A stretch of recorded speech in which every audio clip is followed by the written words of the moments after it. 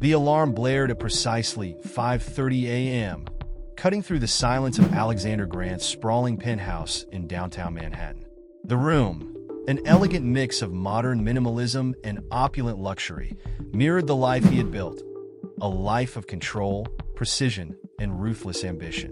The digital assistant chimed in, listing the day's packed schedule, starting with the most critical event, the 9 a.m. meeting with a group of high-profile investors at the Grant Corporation's headquarters. Alexander swung his legs out of bed, his movements brisk and calculated.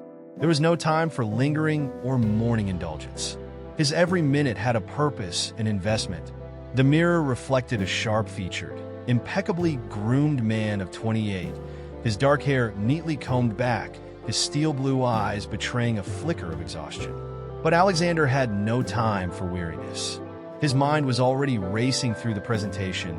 He had meticulously prepared the numbers, the pitch, the vision. The stakes were monumental. This wasn't just another business meeting. It was the meeting, a multi-million-dollar real estate deal that would position his company as a global powerhouse. Years of grueling work, countless sleepless nights, and a lifetime of sacrifices had led him to this moment. Nothing could go wrong. Dressed in a tailored navy suit that cost more than most people's monthly rent, Alexander poured a cup of black coffee from the state-of-the-art espresso machine in his kitchen. He checked his watch, 6 a.m. sharp. The car would arrive in an hour to take him to the office for a final run-through of the presentation. Time was a commodity he valued above all else. Every second wasted was a step away from his ultimate goal. As he stood by the floor-to-ceiling windows, sipping his coffee, the city stretched before him like a glittering sea of opportunity. To Alexander, this view wasn't just breathtaking. It was a daily reminder of how far he'd come. Born in a small Midwestern town to a single mother who worked 2 jobs, Alexander had clawed his way out of obscurity. Scholarships, part-time jobs, and sheer determination had paved his way to an Ivy League education and eventually to the creation of Grant Corporation. But the ascent hadn't been without its costs. Relationships had been casualties of his ambition. Friends drifted away, unable to keep up with his relentless drive. His mother, the one person who had believed in him unconditionally, passed away just as his career began to take off. Alexander barely had time to grieve. "I'll mourn later," he had told himself, diving back into work. But later never came. A buzz from his phone jolted him from his thoughts.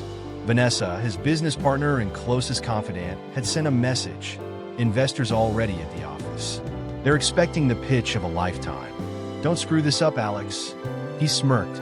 Vanessa had a way with bluntness that Alexander found both irritating and refreshing. He replied quickly, "Relax. I got this." He didn't doubt himself. Doubt was a luxury he couldn't afford. Confidence had gotten him this far, and today would be no different. By 6:30 a.m., Alexander was ready to leave. His sleek black briefcase sat by the door, containing everything he needed to seal the deal. His driver texted that the car would be downstairs in 10 minutes. Perfect timing. He grabbed his coat, adjusted his tie, and took one last glance at his reflection. Power, precision, and purpose. This was the image he projected to the world. As he stepped into the elevator, his thoughts began to shift to the meeting. He rehearsed his opening lines in his head, mentally navigating potential objections from the investors. Numbers flashed in his mind: profit margins, projected growth, returns on investment. The mechanics of success were second nature to him now. The elevator doors opened, and Alexander strode through the lobby of the building. The doorman greeted him, but he only offered a curt nod in return. Outside, the city was waking up. Horns blared, the scent of fresh bagels wafted from a nearby cart, and a stream of people hurried by, each immersed in their own agenda. His car, a black Mercedes, waited at the curb, engine purring. As he reached for the door handle, something caught his attention, a faint, almost imperceptible sound amidst the chaos. He turned his head and spotted her. A woman sat slumped on the sidewalk a few feet away, her back against the wall of a convenience store. She looked exhausted, her clothes ragged and her hair disheveled. Cradled in her arms was a baby, bundled in a frayed blanket, its cries weak and pitiful. Alexander froze. The sight of them was jarring, a stark contrast to the polished world he inhabited. He wasn't sure why he even stopped to look. People like her were everywhere in the city, invisible to the masses who passed them by without a second glance. He could hear the driver calling his name, but he didn't respond. The woman's eyes met his, and for a moment, time seemed to stretch. There was something in her gaze, something raw, pleading, and haunting. Alexander's chest tightened, though he couldn't explain why. He told himself to look away, to get in the car and go. This wasn't his problem. He had a meeting to get to, a deal to close, but he couldn't move. The baby let out another feeble cry, breaking the trance. Alexander glanced at his watch, 6:45 a.m. He still had time, didn't he? Without fully understanding what he was doing, he took a step toward the woman. "Do you need help?" he asked, his voice stiff but not unkind. The woman looked up at him, her voice barely above a whisper. "Please, my baby. She's sick. I don't know what to do." Alexander hesitated, his mind racing. Logic told him to walk away. Compassion whispered otherwise. For a man who had spent his life calculating risks and rewards, this was a moment of pure uncertainty. "Stay here," he said abruptly. "I'll figure something out." The woman nodded, tears streaming down her face. Alexander turned back toward the car, his thoughts a chaotic swirl. For the first time in years, he felt unsure of what to do. As he stepped into the vehicle, he realized that this day, which was supposed to define his success, might end up defining something else entirely.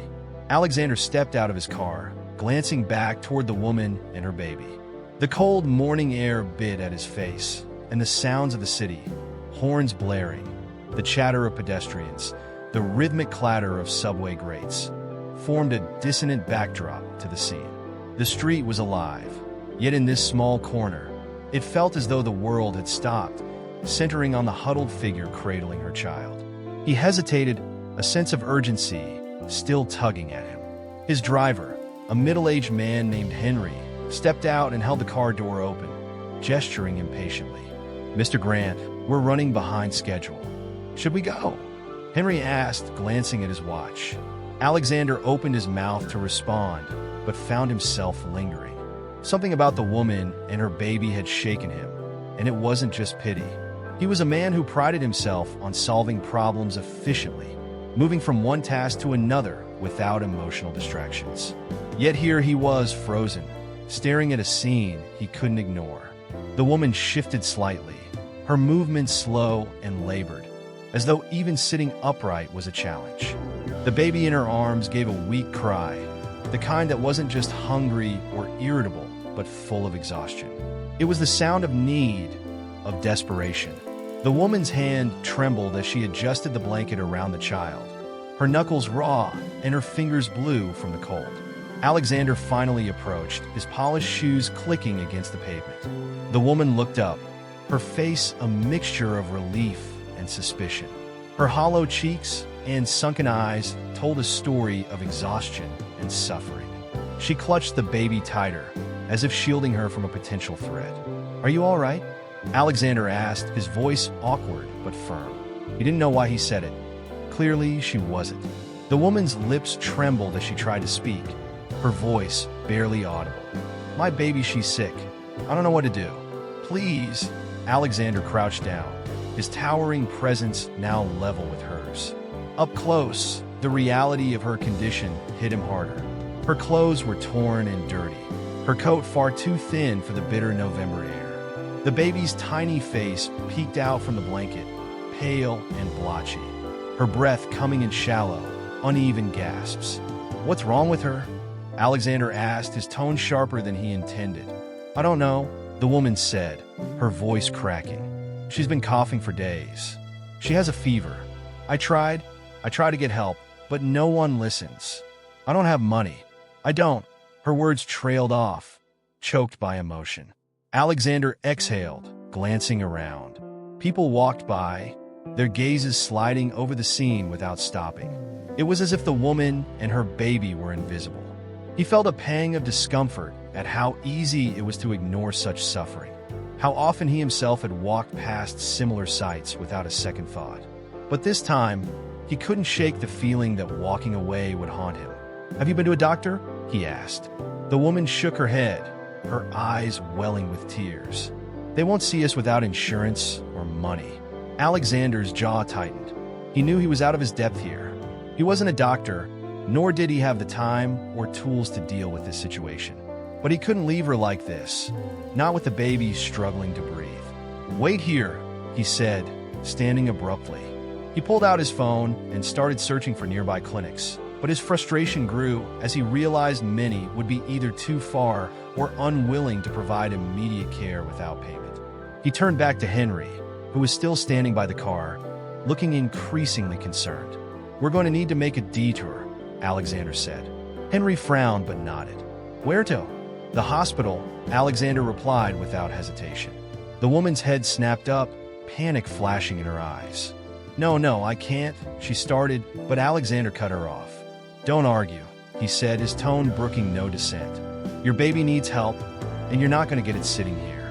The woman hesitated, then nodded reluctantly. Alexander reached out a hand to help her up. She struggled to her feet, wobbling slightly, and he realized just how weak she was. "Can you walk to the car?" he asked. "Yes," she murmured, clutching the baby tightly.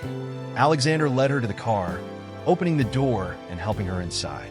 He slid in after her, adjusting his jacket as if trying to shield himself from the chaos of the situation. He glanced at his watch. 7:15 a.m. time was slipping away. The meeting loomed over him like a shadow, and he could already imagine Vanessa's exasperated voice when he called to explain the delay. But for the first time in years, Alexander found himself unable to prioritize business over something else. As the car sped through the city streets, the woman sat silently, her hands trembling as she held the baby. Alexander watched her out of the corner of his eye, unsure of what to say. "What's your name?" he asked finally. "Sarah," she said quietly. "And the baby?" "Mia," Sarah replied, her voice softening as she glanced down at her daughter.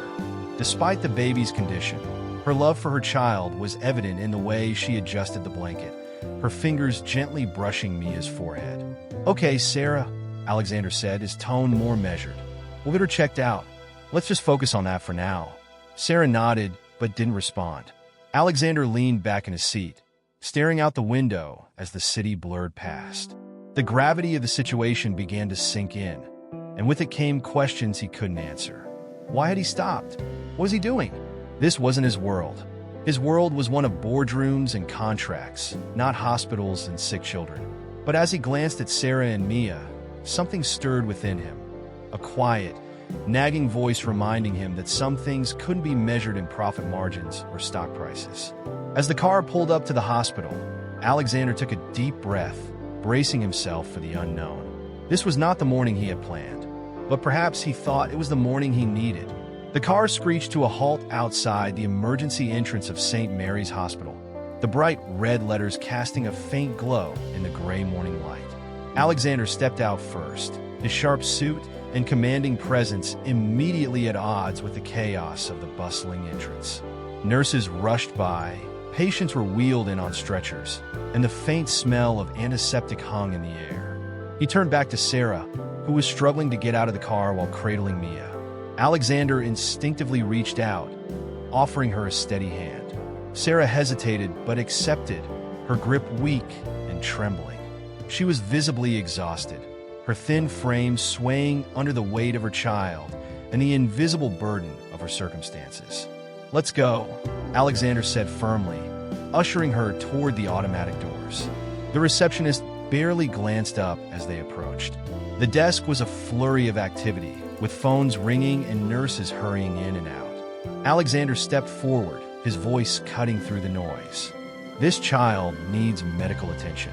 Now," he said, gesturing toward Mia, who was barely moving in Sarah's arms. The receptionist, a middle-aged woman with tired eyes, looked up and sighed. "Do you have insurance, or I'll cover the costs?" Alexander interrupted, pulling out his wallet. His tone was sharp, almost impatient, but it carried an undeniable authority. He placed his black credit card on the counter. "Just get someone to help her." The receptionist blinked, momentarily startled by his directness. I'll call a nurse, she said, picking up the phone. As they waited, Alexander turned to Sarah. She'll be fine. Just stay calm.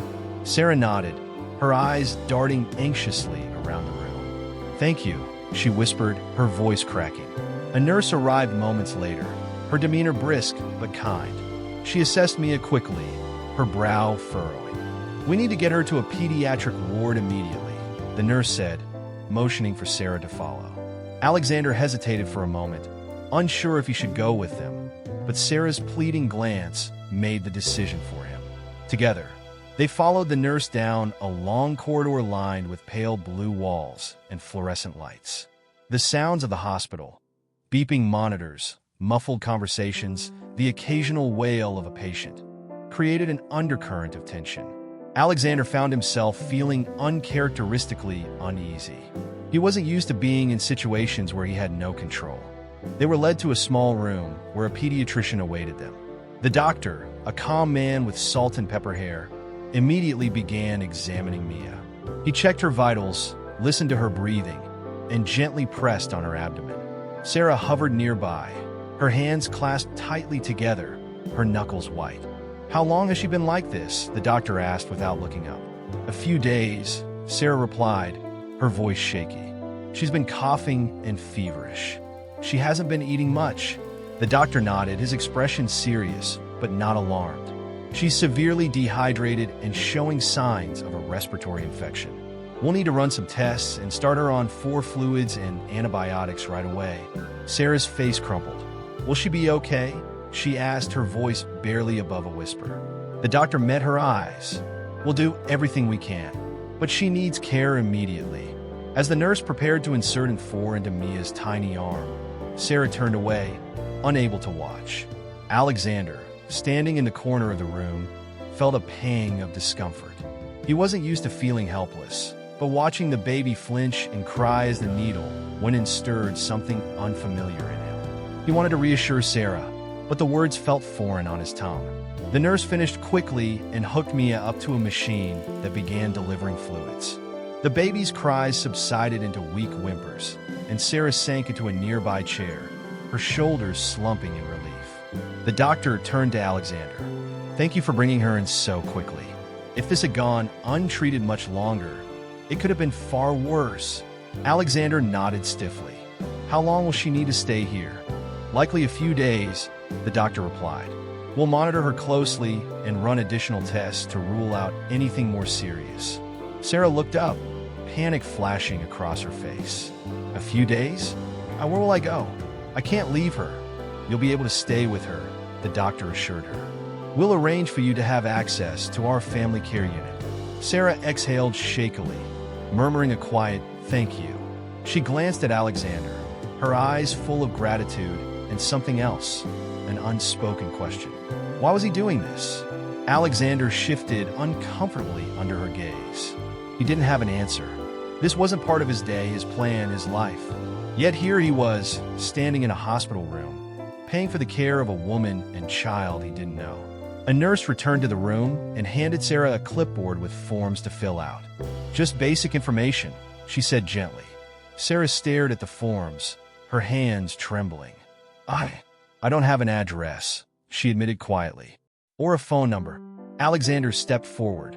Put my contact information down, he said, his voice firm. I'll handle it.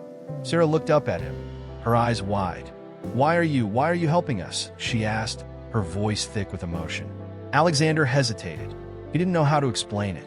He barely understood it himself. Because someone needs to, he said finally, his tone gruff. Sarah didn't press further, but her eyes glistened with unshed tears. The hours that followed were a blur. Tests were run, medications administered, and the hospital staff moved with quiet efficiency. Alexander stayed close by, occasionally stepping into the hallway to take calls from Vanessa, who was growing increasingly frantic about his absence. You're throwing this deal away, Vanessa snapped during one call. Do you have any idea how much is riding on this meeting? Alexander rubbed his temple, leaning against the cold wall outside the pediatric ward.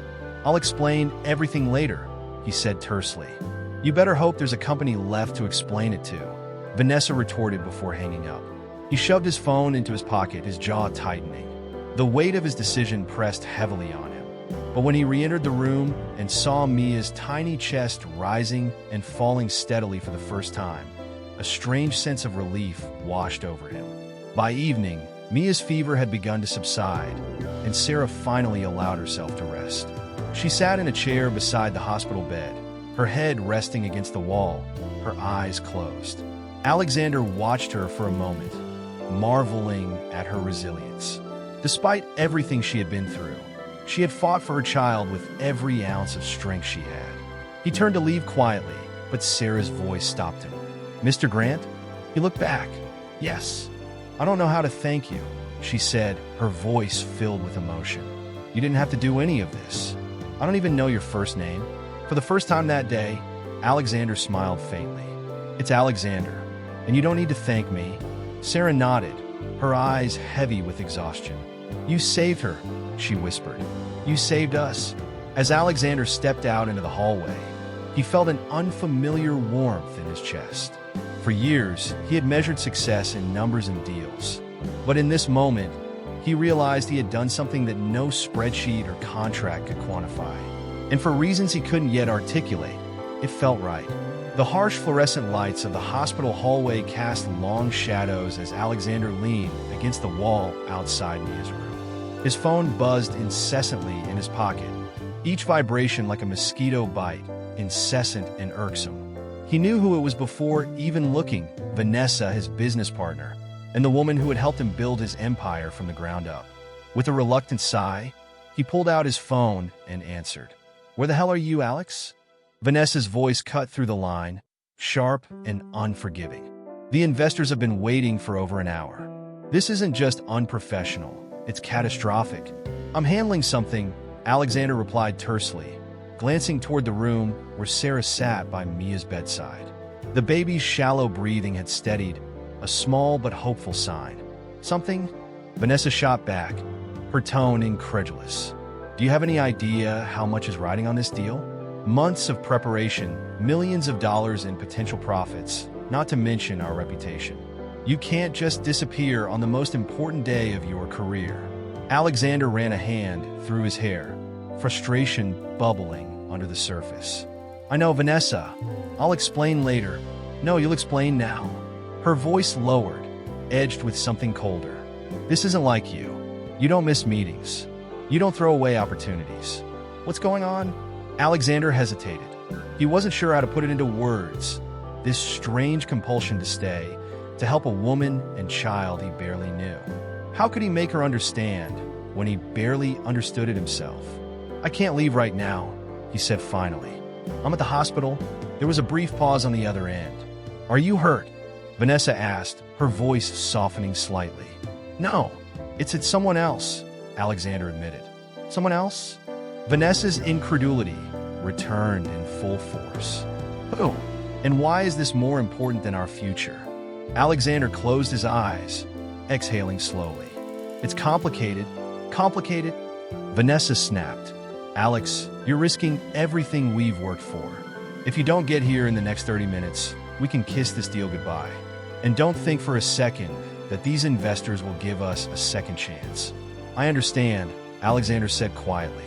"But I'm not coming." The silence that followed was deafening. When Vanessa finally spoke, her voice was low and dangerous. "I hope you know what you're doing." The line went dead, and Alexander let his arm fall to his side, the phone dangling loosely in his hand. He had just walked away from the biggest opportunity of his career, and the weight of that decision pressed down on him like an iron vice. For years, his life had revolved around building his business, climbing higher, proving to the world, and to himself, that he was unstoppable. Now, for the first time, he had chosen something else. But had he made the right choice? Alexander glanced through the window into Mia's room. Sarah sat in the chair beside the bed, her head resting on her hand as she watched over her daughter. The lines of exhaustion on her face seemed deeper now, but there was a faint glimmer of hope in her eyes that hadn't been there before. It was a fragile thing, but it was real. He thought of the investors waiting in the sleek conference room at Grant Corporation, their expensive suits and carefully prepared questions. He imagined Vanessa pacing furiously, her phone clutched tightly in her hand, trying to salvage the situation. And for a brief moment, doubt crept in. What was he doing here in a place that had nothing to do with his world, his goals, his plans? But then he remembered the sound of Mia's weak cries that morning, the way Sarah's hands had trembled as she pleaded for help. He remembered the look in her eyes when she thanked him, a mixture of gratitude and disbelief. Alexander wasn't a man prone to introspection. He didn't have time for it. Yet now, standing in this cold hospital hallway, he couldn't help but think about his mother. She had been a kind, compassionate woman, always willing to help others even when she had little herself. She would have stayed too, he realized. She wouldn't have hesitated. His phone buzzed again, jolting him from his thoughts. This time, it wasn't Vanessa, but an automated reminder. Investor meeting, 9 a.m. He glanced at the time. It was already past 10:30. The meeting was over. Alexander stuffed the phone back into his pocket and turned toward the small waiting area down the hall. He needed space, time to think. He sank into one of the hard plastic chairs, leaning forward with his elbows on his knees, his head in his hands. The smell of burnt coffee from a nearby vending machine wafted through the air. A young couple sat a few seats away, whispering anxiously to each other, while an elderly man dozed with a newspaper draped over his lap. The normalcy of it all was oddly grounding, a reminder that life went on, even when your world felt like it was tilting on its axis. For the first time in years, Alexander felt unsure of himself. Every decision he had ever made had been calculated, strategic, aimed at climbing higher and higher. But this wasn't about strategy. This was about something else entirely. Responsibility, humanity, maybe even redemption. He thought about the choices he'd made to get where he was, the friendships he'd let fade, the family gatherings he'd skipped, the countless hours he'd spent locked in his office while the world outside went on without him. He had told himself it was all worth it, that every sacrifice was necessary. But now, sitting in this sterile waiting area, he wasn't so sure. Mr. Grant? Alexander looked up to see Sarah standing a few feet away. Her face was pale, and her hair hung limply around her shoulders, but her eyes were steady. The nurse said Mia's fever is going down. She's going to be okay. That's good, Alexander said, his voice quieter than usual. Sarah hesitated, then sat down in the chair beside him. For a moment, they sat in silence, the hum of the hospital filling the space between them. I don't know how to repay you, Sarah said finally, her voice soft. I didn't think anyone would stop to help us. Most people don't even look at us. Alexander shook his head. You don't need to repay me, but you've already done so much, she said, her voice cracking slightly. You've given us a chance when no one else would. Alexander didn't respond immediately. Instead, he leaned back in his chair, staring at the ceiling. Maybe it's not about repayment, he said after a long pause. Maybe it's about doing something that actually matters. Sarah looked at him, her brow furrowing slightly. Doesn't your job matter?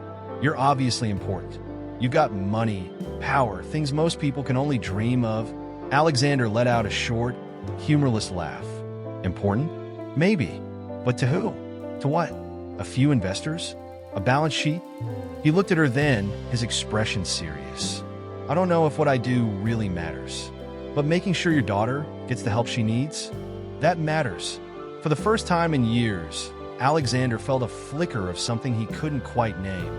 Something deeper, something real. He didn't know where this path would lead, but for now, he was willing to follow it. The hospital room was quiet now, save for the rhythmic beeping of the monitor beside Mia's bed. The harsh fluorescent lights cast a sterile glow on the small space, where Sarah sat by her daughter's side, her fingers lightly brushing the baby's soft cheek. Mia's fever had broken, and her breathing was steadier. For the first time in days, she looked peaceful, her tiny chest rising and falling with comforting regularity. Alexander leaned against the doorframe, watching silently. He had never been one to linger in hospital rooms. They reminded him of his mother's final days, a memory he avoided revisiting. Yet something about this scene compelled him to stay. There was a quiet strength in the way Sarah sat there, her exhaustion visible but overshadowed by the fierce love she had for her child. "You should rest," Alexander said, breaking the silence. His voice was low, almost hesitant. "You haven't slept." Sarah shook her head without looking up. "I can't. Not until I know she's really okay." Alexander nodded, unsure of what else to say. After a moment, he stepped into the room and sat down in the chair beside her. He glanced at Mia, her delicate features framed by the soft glow of the monitor. "She's lucky to have you," he said quietly. Sarah's lips curved into a faint, bittersweet smile. "I'm not so sure about that," she murmured. "If she were lucky, we wouldn't be here." Alexander frowned. "You're doing everything you can for her. That's more than a lot of people would." Sarah finally looked at him, her eyes tired but unwavering. "It doesn't feel like enough," she admitted. "Every day is a fight just to survive. Some days, I don't know if I have the strength to keep going." Her words hung in the air, heavy and raw. Alexander shifted uncomfortably in his seat, unaccustomed to such open vulnerability. "What happened?" he asked after a moment. "How did you end up here?" Sarah hesitated, her gaze drifting back to Mia. She stroked her daughter's hair gently, as if drawing strength from the tiny life she had fought so hard to protect. Finally, she exhaled and began to speak. 3 years ago, my life was completely different," she said, her voice soft but steady. "I was a school teacher. I taught first grade at a little elementary school in Queens. It wasn't glamorous, but I loved it. I loved the kids, the routine, the feeling that I was making a difference." Her lips twitched into a small smile, though it didn't reach her eyes. "I was married back then. My husband, Mark, was an engineer. He wasn't the kind of man who made grand gestures or said a lot, but he had a quiet way of making me feel safe. We didn't have much, but we were happy." She paused, her expression darkening. Then, one morning, everything changed. Mark was driving to work when a truck driver fell asleep at the wheel and ran a red light. The impact killed him instantly. Alexander didn't speak, but his chest tightened at her words. He knew what it was like to lose someone suddenly, to have your world upended in an instant. "I thought I could handle it," Sarah continued. "I told myself I had to stay strong for Mark, for the life we'd built together. But then the bills started piling up. The funeral costs, the mortgage, the medical expenses I didn't even know we had. It was like drowning in quicksand. No matter how hard I worked, I couldn't keep up." Her voice wavered, but she pressed on. "I had to sell the house. I moved into a tiny apartment, cut every corner I could, but it still wasn't enough. I started working nights at a diner to make ends meet. That's when I found out I was pregnant." Sarah glanced at Alexander, as if gauging his reaction. His expression remained neutral, though his eyes betrayed a flicker of surprise. "I wasn't ready," she admitted. "I was still grieving, still trying to figure out how to survive. But when I heard Mia's heartbeat for the first time, everything changed. I knew I had to keep going, no matter what. She was all I had left of Mark." Her voice grew quieter. "I thought things would get better once she was born, but instead they got harder. I couldn't afford childcare, so I had to quit my job. My savings ran out, and the rent fell behind. Eventually, we were evicted. That's how we ended up on the streets." Alexander swallowed, his throat suddenly dry. He couldn't imagine the strength it had taken to endure what she had been through. "How long have you been homeless?" he asked. "Almost a year," Sarah said. "We've been staying in shelters when we can, but they're not always safe. And they're crowded, so many families in the same situation, all fighting for the same few resources. Lately, it's been easier to sleep on the streets." Her hands tightened around the edge of Mia's blanket. "I've tried to find work, but it's impossible without an address or a phone number. And when people see me with Mia, they assume I'm unreliable or that I'm looking for handouts." Her voice broke, and she took a shaky breath. "I've never felt so invisible. Like we don't matter. Like we're just obstacles people step around on their way to wherever they're going." Alexander felt a pang of guilt at her words. He thought of all the times he had walked past people like Sarah without a second glance, too consumed by his own life to care. "Do you have any family who can help?" he asked gently. Sarah shook her head. "My parents passed away years ago. I have a sister, but we haven't spoken in years. She didn't approve of my marriage, and when I reached out after Mark died, she didn't want to hear it." Alexander's jaw tightened. The more he listened, the more her story unsettled him. It wasn't just the weight of her struggles, though those were staggering. It was the realization of how close she had come to slipping through the cracks entirely, of how easy it was for people like her to be forgotten. And yet, you're still here, he said quietly. Still fighting.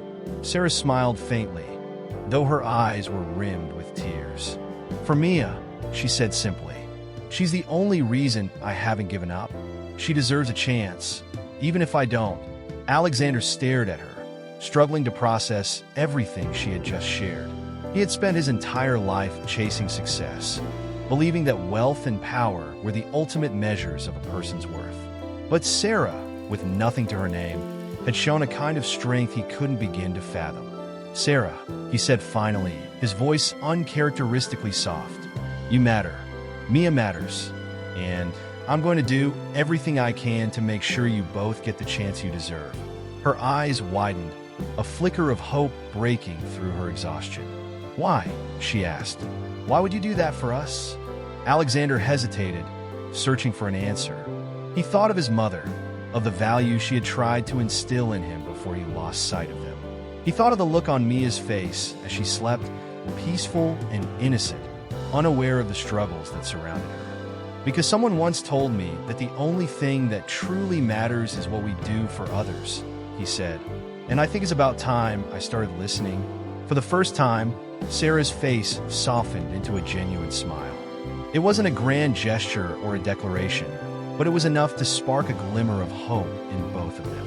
In that moment, Alexander knew that his life was about to change in ways he hadn't expected, and for the first time in years, he welcomed it. Alexander leaned against the wall outside the hospital room, staring down at his phone. The screen was filled with missed calls and unread messages from Vanessa, each one more urgent and exasperated than the last. The gravity of what he had done began to sink in. Walking away from the most important meeting of his career, a deal that could have redefined his company's future. And yet, he didn't feel regret. Not yet. What he felt was complicated. Uncertainty, maybe a sense of unease, as if the foundations of the world he'd carefully built were beginning to shift under his feet. He slipped his phone back into his pocket and walked to the small cafeteria on the hospital's first floor. He needed coffee, something to focus his thoughts, to make sense of the choice he had made. He waited in line behind a nurse who was discussing holiday shifts with a colleague, their cheerful conversation a stark contrast to his own swirling thoughts. When his turn came, he ordered a black coffee and carried it to a table by the window. The view outside was uninspiring. Cars crawling through city traffic, a mother tugging a reluctant child along the sidewalk, a man in a business suit gesturing animatedly into his phone. Normally, Alexander would see such a scene as a reminder of his own purpose, his place among the movers and shakers of the world. Today it felt distant, almost alien. He took a sip of his coffee, staring down at the steam curling from the cup. His mind replayed Sarah's words from earlier, the raw emotion in her voice as she had recounted her story. The loss of her husband, the downward spiral into homelessness, the quiet determination that had kept her fighting for Mia's sake. It was a story so far removed from his own reality that he almost couldn't comprehend it, and yet it had touched something deep within him, something he hadn't felt in years. "Excuse me," came a hesitant voice, pulling him from his thoughts. He looked up to see Sarah standing a few feet away, her face pale but her expression resolute. She had obviously been crying, though she had done her best to compose herself. "Can I sit?" she asked. Alexander nodded, gesturing to the chair across from him. She sank into it, her hands clasped tightly in her lap. For a moment, neither of them spoke. The silence was heavy but not uncomfortable. "I just came down to thank you," Sarah said finally, her voice quiet but steady, "for everything you've done for us. I don't know why you decided to help, but it means more than I can say." Alexander shrugged, taking another sip of his coffee. "I couldn't just walk away," he said simply. Sarah studied him, her gaze searching. "Most people do," she said after a moment. "I've learned not to expect anything from anyone. It's easier that way." Alexander frowned. "That's a terrible way to live." She gave a small, sad smile. "It's reality. For people like me, anyway." Her words stung, though Alexander wasn't sure why. Perhaps because they reminded him of his own indifference, the way he had spent years prioritizing his own goals while turning a blind eye to the struggles of others. He had always told himself that his success was the result of his hard work, his ambition, his refusal to let anything or anyone hold him back. But Sarah's story had forced him to confront a truth he had long ignored, that success was often a matter of luck, of circumstances beyond one's control. "You shouldn't have to live like that," he said quietly. "No one should." Sarah's eyes softened. "Maybe not, but the world isn't fair, Mr. Grant. You of all people should know that." The words were like a slap, though she hadn't meant them cruelly. She was right, of course. The world wasn't fair, but that didn't mean it couldn't be better. Before he could respond, his phone buzzed again. He pulled it out reluctantly, seeing Vanessa's name flashing on the screen. With a sigh, he declined the call and set the phone face down on the table. "Important?" Sarah asked, glancing at the phone. Alexander hesitated. I was supposed to be at a meeting this morning. A big one, but I stayed here instead." Sarah's brow furrowed. "Because of us?" He nodded. "Because of you." She looked down, her hands tightening around each other. "I'm sorry," she whispered. "I didn't mean to." "Don't apologize," Alexander said firmly. "You didn't ask for this. And even if you had, it wouldn't change the fact that I made my own choice." Sarah looked up at him, her eyes wide and uncertain. "But why? You don't even know us." "I don't know," Alexander admitted. I couldn't ignore it. I couldn't ignore you." The words hung between them, heavy with significance. Sarah looked away, her cheeks flushing slightly. "You've done more for us in a day than anyone else has in a year," she said softly. "I don't know how to repay you." "You don't have to," Alexander said. "This isn't about repayment. It's about doing what's right." Sarah's lips curved into a faint smile, though her eyes were still shadowed with doubt. "I'm not used to people like you," she said. "People who actually care." "Maybe I didn't care before," Alexander admitted. "But I do now." The word surprised even him. He had spent so much of his life avoiding emotional entanglements, keeping himself at arm's length from anything that might slow him down or complicate his carefully curated path. Yet here he was, sitting in a hospital cafeteria with a woman he barely knew, making promises he didn't entirely understand. His phone buzzed again, and this time he picked it up. It wasn't Vanessa. It was a news alert. He opened it instinctively, and his stomach sank. The headline read, "Major investors withdraw from Grant Corporation deal after CEO's no-show." His heart pounded as he read the brief article, which detailed how the investors had been unimpressed by his absence and had decided to explore other opportunities. Vanessa was quoted as saying the company would recover, but the tone of the piece was clear. Alexander's reputation had taken a serious hit. He set the phone down slowly, his mind racing. The deal was gone. The company would survive. He had built it to weather storms, but this was more than just a financial setback. It was a blow to everything he had spent years building, a public failure that would haunt him for months, if not years. But as he looked across the table at Sarah, at the faint glimmer of hope in her eyes, he realized something else. For the first time in his life, he didn't feel like he had failed. "Bad news?" Sarah asked hesitantly.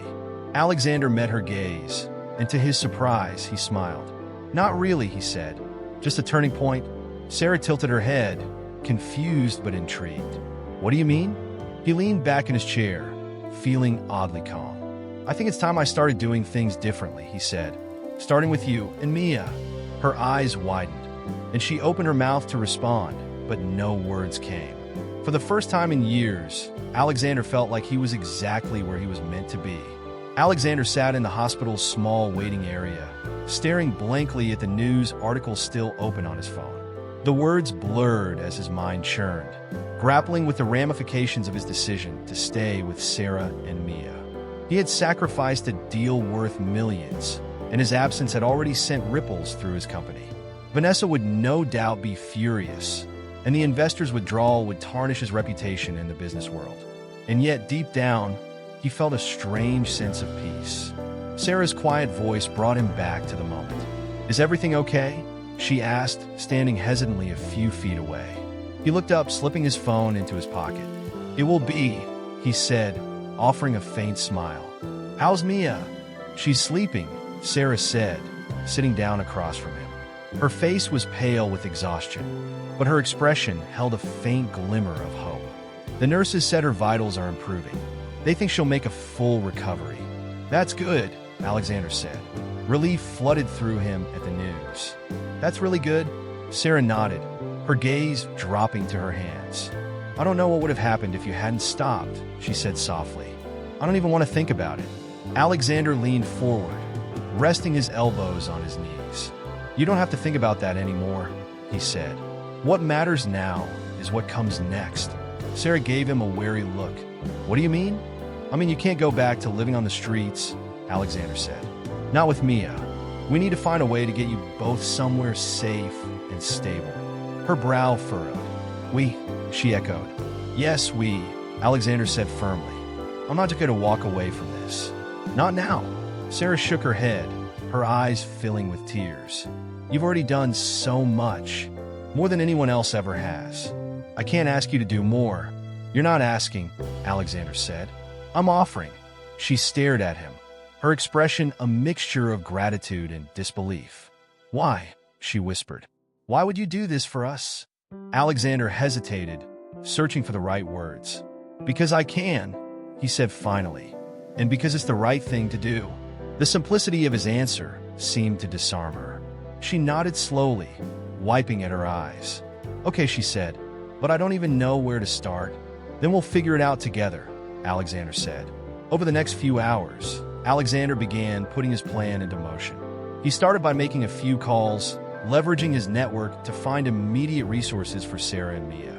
His first call was to a colleague from his university days, someone who now ran a prominent nonprofit organization focused on homelessness and family support.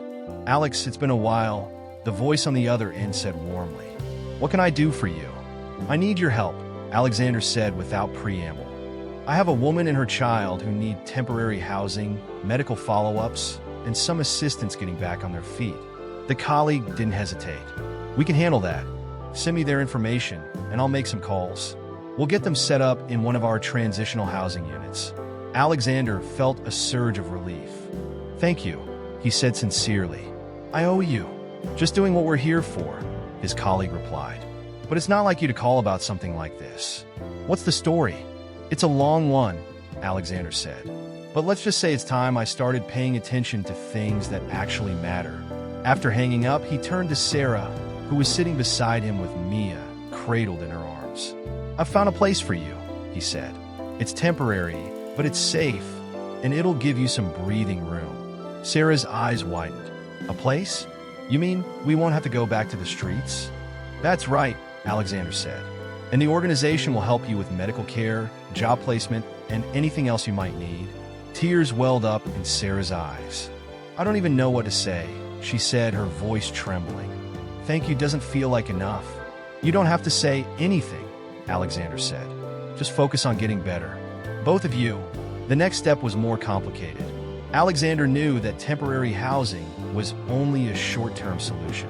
Sarah needed stability, and for that she needed a job. He spent the next few hours making additional calls, tapping into his extensive network to find opportunities that would suit her skills and circumstances. During one of those calls, he learned of an opening at a nonprofit that focused on education and community development. It wasn't a high-paying position, but it aligned perfectly with Sarah's background as a teacher. I have someone who's perfect for the role, Alexander told the hiring manager. She's incredibly resilient, hardworking, and passionate about helping others. I'll vouch for her personally. The hiring manager hesitated. If you're vouching for her, that's good enough for me, she said. Have her come in for an interview next week. Alexander hung up, feeling a rare sense of satisfaction. He turned to Sarah, who had been watching him anxiously. How do you feel about going back to teaching? He asked. Her eyes widened. Teaching? You mean? I could actually go back to it. There's a position at a nonprofit that works with kids and families, Alexander said. It's not a traditional classroom, but it's a start, and I think you'd be perfect for it. Sarah's hands tightened around Mia's blanket. I'd love that, she said, her voice thick with emotion. I've missed it so much. Then it's settled, Alexander said. I'll make sure you have everything you need to get started. Over the next few days, Alexander worked tirelessly to ensure that Sarah and Mia had a smooth transition into their new life. He accompanied Sarah to the transitional housing unit, a modest but clean apartment in a safe neighborhood. He helped her fill out paperwork, navigate medical appointments, and prepare for her job interview. Throughout it all, he was struck by Sarah's determination. Despite everything she had been through, she never complained, never wavered in her commitment to giving Mia a better life. Her resilience was humbling, and it made Alexander question the choices he had made in his own life. By the end of the week, Sarah had moved into the apartment, and Mia was on the road to recovery. The job interview was scheduled, and Sarah was beginning to believe that a better future was possible. One evening, as Alexander prepared to leave the apartment, Sarah stopped him at the door. "Why are you doing all this?" she asked. "Really?" Alexander paused, his hand on the doorknob. "Because someone once told me that success isn't about what you take for yourself," he said. "It's about what you give back." Sarah smiled, her eyes glistening. "You've given us more than I ever thought possible," she said. "I don't know how I'll ever repay you." "You don't have to," Alexander said. "Just promise me one thing." "What's that?" Sarah asked. "Pay it forward," he said. "When you're in a position to help someone else, do it. That's all I ask." Sarah nodded, her expression resolute. "I will," she said. "I promise." As Alexander walked away, he felt lighter than he had in years. For the first time, he wasn't chasing success or wealth. He was building something far more meaningful, and he knew he was just getting started. The dim light of Alexander's penthouse cast long shadows across the room as he stood at the window, staring at the city below. The view was as stunning as ever. Towering skyscrapers lit up like beacons, cars streaming through the streets like rivers of light. But tonight it felt different. The skyline that had once been a symbol of his ambition, his relentless pursuit of success, now seemed distant, almost hollow. His phone buzzed again on the coffee table behind him. He didn't need to look to know it was Vanessa. She'd been calling and texting nonstop since the investors had pulled out. He could picture her pacing in her office, her sharp tone slicing through the air as she vented her frustration. Alexander sighed and picked up the phone. The latest text from Vanessa read, "We need to talk. This isn't going away. Call me now." He hesitated, then dialed. The line barely rang before Vanessa answered, her voice sharp and cold. "Finally, I was starting to think you'd gone completely off the grid." "I'm here," Alexander said evenly. "What's the damage?" "The damage?" Vanessa's laugh was bitter. "Where do I even start? The investors are out. They're already in talks with one of our competitors. The media is spinning this as a sign that we're losing our edge. And the board? They're furious. They think you've lost focus. Frankly, I don't blame them." Alexander pinched the bridge of his nose. "I made a choice, Vanessa. I'm not going to apologize for it." "You made a choice?" she repeated incredulously. "You threw away months of work, millions of dollars, and our reputation for what? Some random woman and her baby." "They're not random," Alexander said firmly. "And it's not just about them. It's about doing something that actually matters." There was a long pause on the other end of the line. When Vanessa spoke again, her voice was quieter, but no less cutting. "Do you hear yourself right now? This isn't you, Alex. You've always been laser-focused, always driven. You don't let emotions get in the way of business. So what's changed?" Alexander turned back to the window, his reflection staring back at him. For a moment, he struggled to find the words. "Maybe that's the problem," he said finally. "Maybe I've spent too much time being that person." "Alex," Vanessa said, her tone softening slightly, "you've built something incredible, something people respect. But if you start making decisions like this, it's all going to fall apart." "Maybe it needs to," Alexander said quietly. "Maybe it's time for a different direction." Vanessa let out a frustrated sigh. "If you want to throw your career away, fine. But this isn't just about you. There are people who depend on this company, who depend on us. You owe it to them to fix this." Alexander's jaw tightened. "I'm not walking away from the company," he said, "but I'm walking away from the way we've been doing things. There's more to life than just chasing deals and numbers." "So what are you saying?" Vanessa asked, her voice laced with suspicion. "You're going to turn the company into some kind of charity?" "I'm saying I want to find a balance," Alexander said.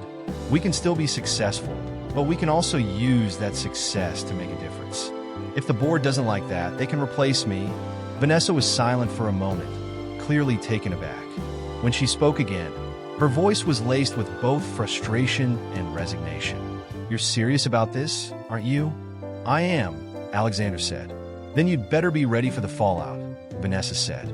"Because this isn't going to be easy." "Nothing worth doing ever is," Alexander replied. After they hung up, Alexander set his phone down and leaned against the window. He knew Vanessa was right. The road ahead would be difficult.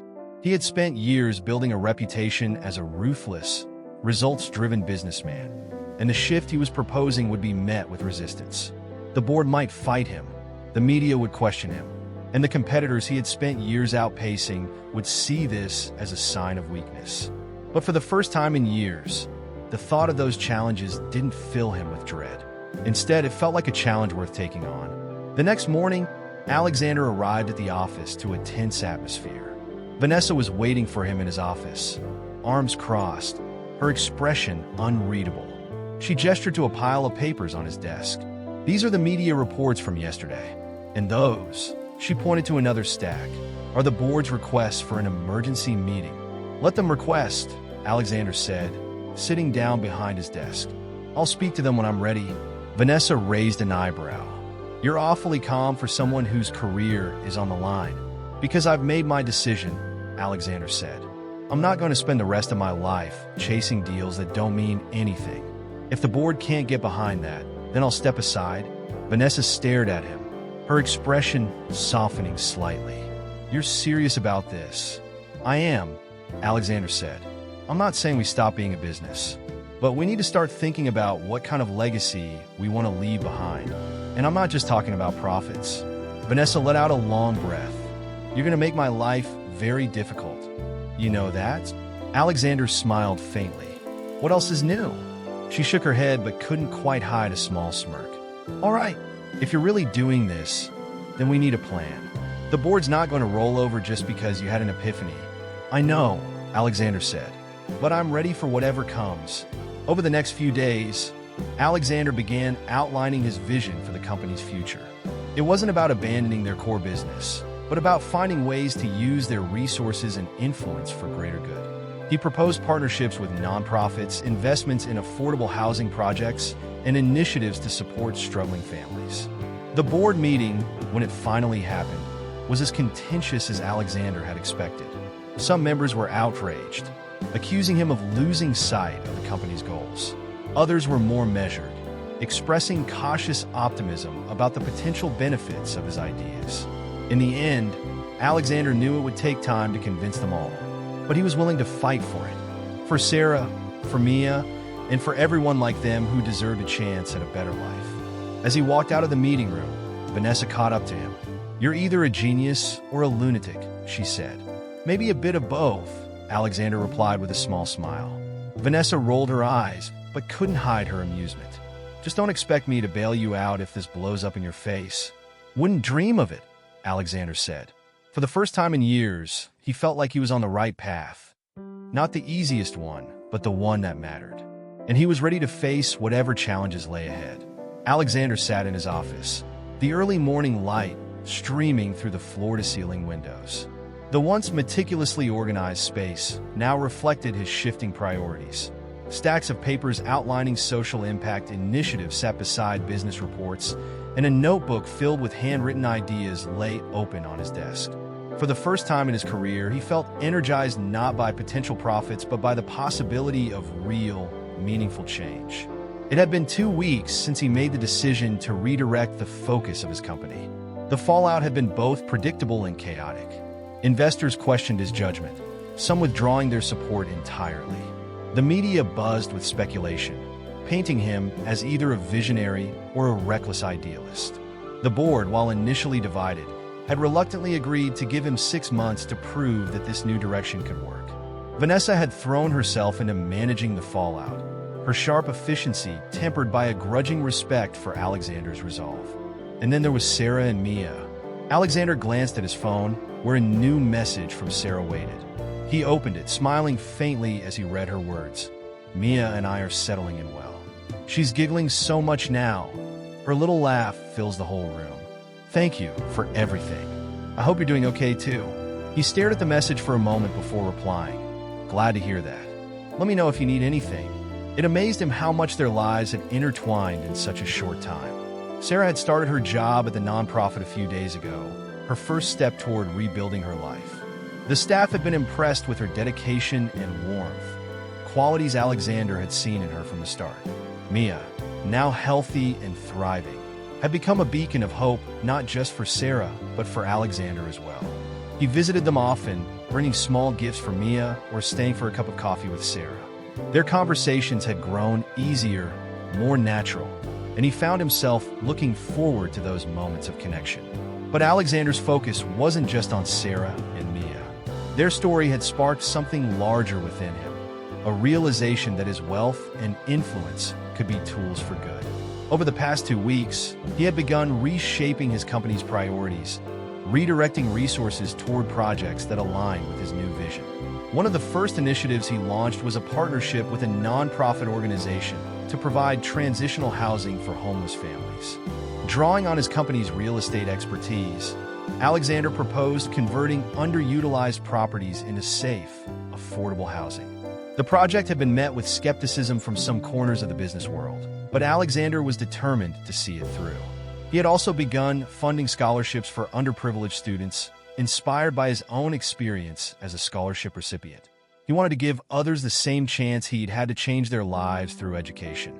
Every new project brought a sense of fulfillment he hadn't felt in years, a feeling that his success finally had a purpose beyond personal gain. The intercom on his desk buzzed, and Vanessa's voice crackled through the speaker. "Alex, your 10 o'clock meeting is here. Send them in," he replied, setting his phone aside. The door opened, and a group of representatives from a nonprofit he'd recently partnered with entered the room. They were here to discuss a new initiative to provide job training for single parents, a program Alexander had been eager to support. "Mr. Grant, thank you for meeting with us," one of the representatives said, shaking his hand. "Please call me Alex," he said, gesturing for them to sit. "Let's get started." For the next hour, Alexander listened intently as they outlined their proposal, asking thoughtful questions and offering suggestions for how his company could help. As the meeting progressed, he felt a deep sense of satisfaction. This was what he had been missing, a connection to something greater than himself. After the meeting ended, Alexander leaned back in his chair, reflecting on how much had changed in such a short time. He thought about the man he had been just a few weeks ago, focused solely on the next big deal, the next milestone.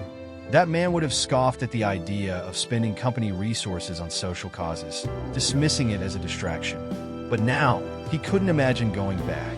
Later that evening, Alexander visited Sarah and Mia at their apartment. The transitional housing unit wasn't luxurious, but it was warm and inviting, a far cry from the cold uncertainty of the streets. Sarah greeted him at the door, a smile lighting up her face. "Come in," she said, stepping aside to let him enter. Mia, sitting on a blanket in the middle of the living room, let out a happy squeal when she saw him. "She's growing so fast," Alexander said, crouching down to tickle Mia's belly. The baby giggled, her laughter filling the room. "She is," Sarah said, her voice tinged with pride. "And it's all because of you." Alexander straightened, shaking his head. "You're the one who made this happen, Sarah. I just gave you a little push." "A little push?" Sarah laughed softly. "You've done more than I can ever repay." "You don't owe me anything," Alexander said. "But if you really want to repay me, keep doing what you're doing. You're making a difference." Sarah's expression grew serious. "You are too," she said. "I don't know what you've done since that day, but I can see it in you. You're changing." Alexander met her gaze, surprised by how easily she had seen through him. "I am," he admitted, "and it's because of you and Mia. You showed me that I could do more with what I have, that I could be more." For a moment, neither of them spoke. The weight of those words hung in the air, a quiet acknowledgement of how much their lives had changed. As the evening wore on, Alexander found himself staying longer than he had planned. He helped Sarah with dinner, played with Mia, and listened as Sarah talked about her new job. It felt natural, almost comforting, to be there with them. When he finally left, walking back to his car under the soft glow of the streetlights, he realized something profound. The ripple effect of his decision to help Sarah and Mia wasn't just changing their lives. It was changing his as well. As he drove back to his penthouse, his phone buzzed with a text from Vanessa. "You've got another board meeting tomorrow. Are you ready?" Alexander smiled, typing back, "More than ready. Let's show them what we're building." For the first time in years, he felt like he was exactly where he was meant to be, not chasing success for the sake of it, but creating something that would outlast him. And that, he realized, was the greatest success of all. The sun hung low in the sky as Alexander stood outside the community center, the hum of the city muffled by the quiet, tree-lined street. The building was modest, a refurbished warehouse turned into a bustling hub of activity. Its walls bore colorful murals of children playing and families smiling, a visual representation of the hope and change the center aimed to bring. Alexander adjusted his coat, the crisp autumn air biting at his skin, and walked inside. The room was alive with energy. Children laughed as they chased one another around a play area, while adults sat at long tables, immersed in conversations about job training programs, housing opportunities, and childcare solutions. Volunteers bustled between groups, offering warm smiles and encouragement. It was chaotic, but it was the kind of chaos that felt purposeful. A woman in a bright yellow sweater approached Alexander, clipboard in hand. Her name tag read Marcy, volunteer coordinator. "Mr. Grant," she asked, her eyes lighting up with recognition. "Please call me Alex," he replied, extending his hand. "Thank you for letting me visit today. We're thrilled to have you here," Marcy said, shaking his hand enthusiastically. "I've heard so much about the work your company is doing to support initiatives like ours. It's inspiring to see someone in your position take such an active role." Alexander smiled, though he still felt a flicker of discomfort at being singled out. "It's not just me," he said. "This is a team effort. And frankly, I'm here to learn as much as I can." "Well, you've come to the right place," Marcy said, gesturing for him to follow her. "Let me show you around." As they walked through the center, Marcy pointed out various programs in action. In one corner, a group of single mothers attended a financial literacy workshop, their faces focused and determined. In another, teenagers worked on resumes with the help of mentors. A large room at the back housed a food pantry, its shelves stocked with donations from local businesses and individuals. Alexander nodded thoughtfully as Marcy spoke, her passion for the center evident in every word. But his attention kept drifting to the people themselves, their expressions, their laughter, their hope. It struck him how much potential was here, waiting to be unlocked with just a little help. "Would you like to meet some of the families?" Marcy asked as they reached the main hall. "I'd love to," Alexander said. Marcy led him to a table where a young woman sat with two small children. The woman looked up as they approached, her face lighting up with a smile. "This is Elena," Marcy said. "She's been with us for about 6 months now." Elena stood and shook Alexander's hand, her grip firm. "It's nice to meet you," she said. "Marcy told me about how your company helped fund the job training program. I can't thank you enough. I've got an interview next week, and it's the first time in years I felt like I actually have a chance." "That's wonderful to hear," Alexander said, genuinely moved. "What kind of job are you applying for?" "It's a position at a local bakery," Elena said, her excitement evident. "I've always loved baking, and they're looking for someone to help with custom orders. It's not a lot, but it's a start." Alexander smiled. "Every great career starts somewhere. I'm sure you'll do amazing." They spoke for a few more minutes before moving on. Marcy introduced him to several other families, each with their own story of struggle and perseverance. Alexander listened intently, offering words of encouragement where he could. By the time the tour was over, he felt a deep sense of humility and gratitude. "Thank you for sharing all of this with me," Alexander said as they returned to the entrance. "It's incredible to see how much of a difference you're making." "It's a team effort," Marcy said, echoing his earlier words. "And having partners like you makes all the difference. We couldn't do this without your support." Alexander nodded, a sense of pride mingling with his humility. He knew his contribution was just one part of a much larger effort, but it felt good to know he was helping. As he stepped outside, he spotted a familiar face waiting by the curb. Sarah stood there, bundled in a warm coat, Mia cradled in her arms. The baby had grown visibly stronger, her cheeks rosy and her eyes bright. Sarah waved as Alexander approached. "Hey," she said, smiling warmly. "I thought I might find you here." Alexander raised an eyebrow, amused. "How'd you know?" Sarah shrugged. "Marcy mentioned you'd be visiting today. I wanted to say hi, and Mia insisted on seeing you."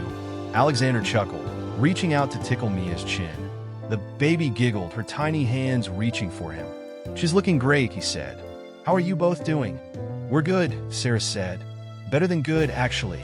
I love my new job, and Mia's thriving. It's still a lot to figure out, but for the first time, I feel like we're on solid ground."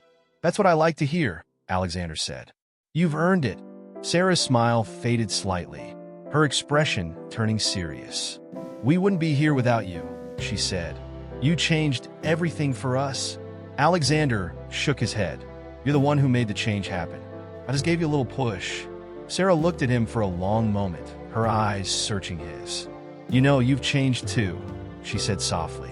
Alexander nodded. "I have," he admitted, "and I'm better for it." For a moment, they stood in silence, the weight of everything unsaid hanging in the air. Then Mia let out a loud squeal, breaking the tension. Sarah laughed, and Alexander couldn't help but join in. As they said their goodbyes and Alexander watched Sarah walk away, he felt a deep sense of fulfillment. This wasn't the life he had envisioned for himself, but it was the life he wanted now, a life where his success was measured not by the size of his deals, but by the impact he made. Back in his car, Alexander stared out the window as the city blurred past. His phone buzzed with a new email from Vanessa. "Preliminary results from the housing initiative are in. Looks promising. Let's discuss next steps tomorrow." He smiled, closing the email. There was still so much to do, so many challenges to face.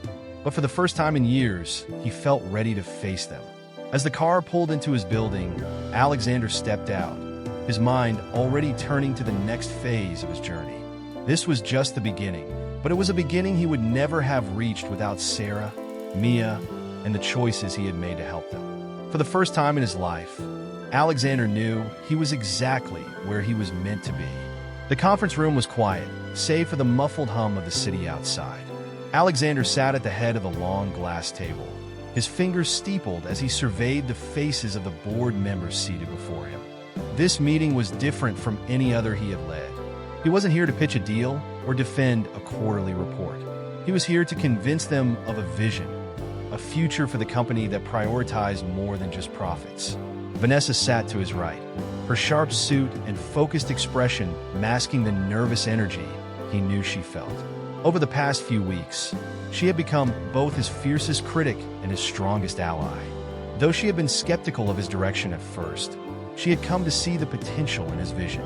But she had also warned him repeatedly, they won't be easy to sway.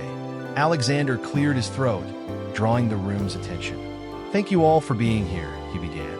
His voice was steady, but there was a weight behind his words, an urgency he hadn't felt in previous meetings. "I know the past few weeks have been tumultuous.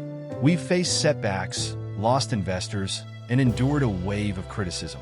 I take full responsibility for that." He paused, letting the words sink in. The board members exchanged wary glances, their expressions a mix of skepticism and curiosity. Alexander leaned forward, his gaze unwavering.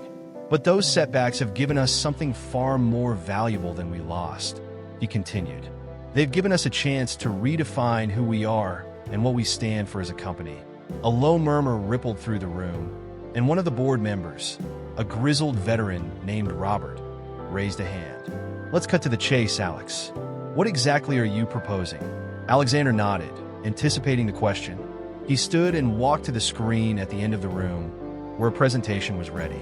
With a click of the remote, the first slide appeared, a graph showing the company's traditional growth trajectory alongside projections for a new model.